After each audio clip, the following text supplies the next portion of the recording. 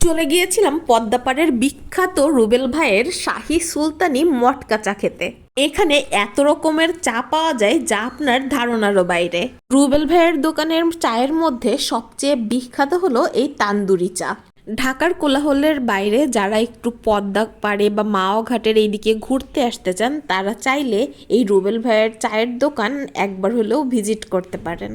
এখানকার খাঁটি গরুর দুধের মালাই চাও কিন্তু অনেক বেশি মজার হয়ে থাকে। আর এই ভাইয়ের হাতে তো জাদু আছে, তার হাতের এই চা বানানো আপনি দেখলে দেখতেই থাকবেন মন্ত্রমুগ্ধের মতো। যারা দুধ চা খেতে পারেন না বা পছন্দ করেন না তাদের জন্য কিন্তু এখানে নানা ভ্যারাইটির চা পাওয়া যায়।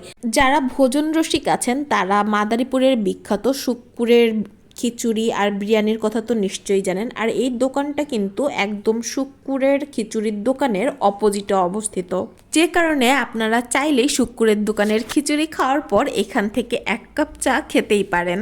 এখানে আমি এই দোকানের মেনু কার্ডটি দেখিয়ে দিচ্ছি, আপনারা এখান থেকে দাম সম্পর্কে ধারণা পেয়ে যাবেন। এখানে আপনারা তান্দুরি কফি পেয়ে যাবেন, সেই সাথে আরো ইউনিক কিছু চা পাবেন, যেমন তেঁতুল চা, মাল্টা চা, বাদাম চা, চকলেট চা, হরলিক্স চা, খেজুর গুড়ের স্পেশাল চা।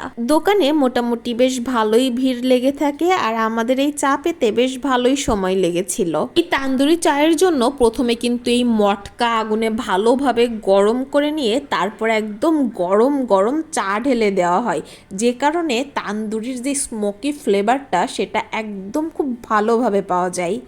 এমনিতেও চা গরম, তার উপর মটকা তো আরও গরম, যে কারণে চা অনেক বেশি গরম হয়ে থাকে। একটু সময় নিয়ে আস্তে ধীরে খেলে ভালো, না হলে আমার মতো জিহ্বা পুড়ে যাওয়ার সম্ভাবনা আছে।